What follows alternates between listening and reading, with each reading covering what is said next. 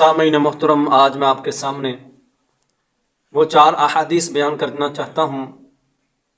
جس میں اللہ کے نبی صلی اللہ علیہ وسلم نے جمعے کے غسل کے بارے میں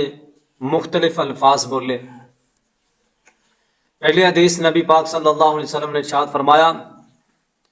غسل یوم الجمعۃ واجب علی کل محتلم۔ نبی علیہ الصلوۃ والسلام نے ارشاد فرمایا کہ ہر مسلمان بالغ مرد پر جمعے کے دن کا غسل جو ہے وہ واجب ہے۔ اور دوسری حدیث نبی پاک صلی اللہ علیہ وسلم کی، ایک دن سیدنا عمر فاروق رضی اللہ تعالی عنہ جمعے کا خطبہ ارشاد فرما رہے تھے تو سیدنا عثمان غنی رضی اللہ تعالی عنہ صرف وضو کر کے مسجد میں تشریف لائے تو سیدنا عمر رضی اللہ تعالی عنہ نے ڈانٹتے ہوئے فرمایا کہ انا رسول اللہ صلی اللہ علیہ وسلم کان یأمر بالغسل، اللہ کے رسول صلی اللہ علیہ وسلم جمعے کے دن کے غسل کا حکم دیا کرتے تھے۔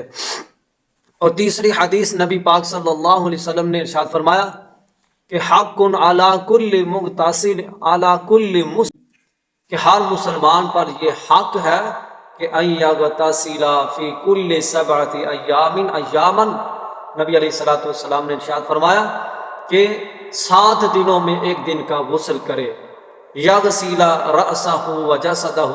کہ اس دن وہ اپنے سر کو بھی دھوئے اور اپنے جسم کو بھی اچھی طرح دھوئے۔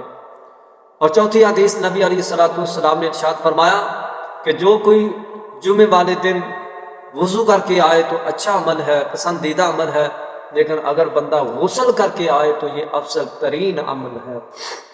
میرے بھائی، میرے برادر، اگر گرمیوں کا موسم ہو، جسم سے بدبو آ رہی ہو اور مسلمان بدبو کی وجہ سے پریشان ہو سکتے ہیں تو اس پر غسل کرنا واجب ہے۔ اگر یہ علت موجود نہ ہو، جیسے سردیوں کا موسم ہے، سردیوں میں پسینہ نہیں آتا، بدبو نہیں آتی، تو اس موقع پر اگر بندہ وضو کر کے آ جائے تو جائز ہے۔ اللہ پاک عمل کرنے کی توفیق عطا فرمائے۔